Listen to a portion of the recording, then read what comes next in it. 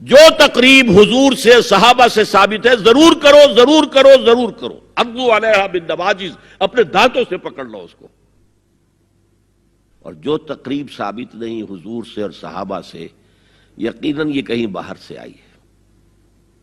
یا تو ہمارا خاندانی پس منظر جو ہے، اکثر تو ہندوؤں سے مسلمان ہوئے، وہ سادات ہوں، صدیقی ہوں، فاروقی ہوں، عثمانی ہوں، وہی ہیں نا جو باہر سے آئے تھے.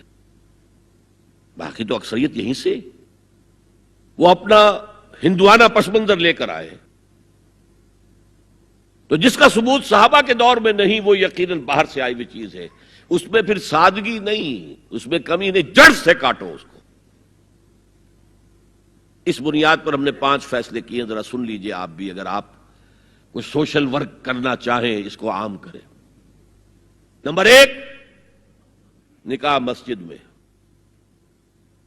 حدیث موجود ہے، ترمذی شریف کی روایت، اعلنوا ھذا النکاح واجعلوہ فی المساجد.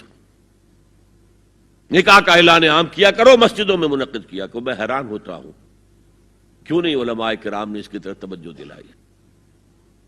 حدیث ہے. ہاں میں مانتا ہوں ان کا کہنا یہ ہے کہ یہ یہاں جو امر ہے کہ مسجد میں منعقد کرو، یہ امر وجوب کے لیے نہیں ہے، استحباب کے لیے. مستحب ہے یہ کہ مسجد میں. تو بھائی مستحب کیوں چھوڑ رہے ہو تم؟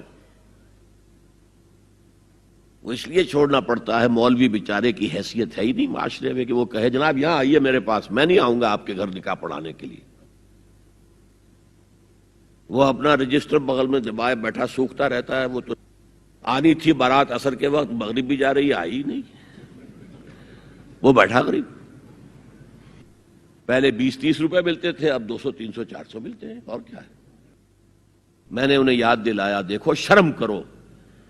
عیسائیوں نے آج تک اپنے چرچ کی اور اپنے پادری کی عزت یہ رکھی ہے کہ شہزادے اور شہزادی کی شادی ہوگی وہ بھی پادری چرچ میں آئیں گے. پہلی بات یہ ہو گئی کہ نکاح مسجد میں. نمبر 2، نکاح کے موقع پر کوئی دعوت طعام نہیں، کوئی ثابت نہیں. دعوت طعام صرف ایک ہے، وہ ولیمہ ہے. اور یہ لخت جگر ہے، نور چشم ہے، 18 20 22 برس گھر میں رہی ہے، وہ جا رہی ہے. خوشی نہیں ہے وہاں، صرف یہ ہوتا ہے اے سائی آف ریلیف کہ ایک ذمہ داری کا بوجھ تھا، اللہ نے آج پورا کرا دیا، اتروا دیا بوجھ. پھر بھی اندیشہ ہوتا ہے، پتہ نہیں مزاج ملے نہ ملے، نئے ماحول میں جا رہی ہے، وہاں جا کر ایڈجسٹ ہو یا نہ ہو، اندیشے پھر بھی ہوتے ہیں ذہن کے اندر. تو ان سے مرغ پلاؤ کھانا اور متنجن کھانا کوئی معقول بات نہیں ہے. معقول بات کیا ہے؟ لڑکا، اس کا گھر آباد ہوا ہے، وہ ولیمہ کرے. اس پر باقاعدہ احادیث اولبوا ولو بشاۃ، ولیمہ ضرور کرو چاہے ایک ہی بکری ہو تمہارے پاس. ذبح کرو، کاٹو، کھلاؤ گوشت اپنے دوستوں کو، احباب کو. یہاں تک کہا کہ بیس طعام طعام الولیمہ، برا کھانا ہے ولیمے کا کہ اس میں غریبوں کو نہیں بلایا جاتا. ظاہر بات ہے مسلی کھلانے کے لیے تو ولیمہ نہیں ہوتا، اپنے احباب کو، دوستوں کو بلایا جاتا ہے.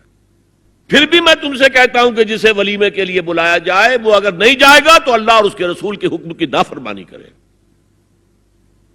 تو جس رسول نے اتنی تفصیل سے حکم دیا ہو ایک دعوت کا، وہ دوسری دعوت میں بھی خیر ہوتا میں بیان کرتا.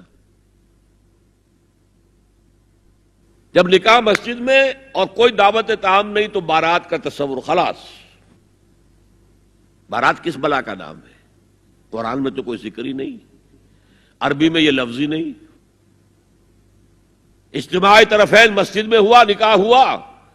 لڑکی کو، حضرت فاطمہ کو رضی اللہ تعالی عنہا، کچھ خواتین جا کر چھوڑ آئی تھی اس حجرے میں جو ایک انصاری صحابی نے حضرت علی کو دیا تھا. ان کا تو کوئی گھر بھی نہیں تھا. کوئی حضرت علی آئے ہوں اور آ کر وداع کرا کے لے کے گئے ہوں، کچھ بھی نہیں. چوتھی چیز، جہیز کا کوئی تصور اسلام میں نہیں. خالص ہندوانہ رسم، خالص ہندوانہ رسم، خالص ہندوانہ رسم. ہندوؤں میں کیوں ہے؟ وہ اس لیے ہے، معقول بات ہے کہ لڑکی کا وراثت میں کوئی حصہ ہے ہی نہیں. وہ تو جب گھر سے نکل رہی ہے کچھ دے دلا کے رخصت کر دو. دان دہیج یہ خیرات ہے، لڑکی کا حق کوئی نہیں ہے گھر پر. اسلام میں تو لڑکی وارث ہے. والد فوت ہوں گے وراثت تقسیم ہوگی، والدہ فوت ہوں گی کوئی ان کی ہے ملکیت وہ تقسیم ہوگی. شادی کے موقع پر کوئی جہیز اسلام میں نہیں، قطعاً نہیں. شادی کو آسان کرو، زنا کو مشکل بناؤ.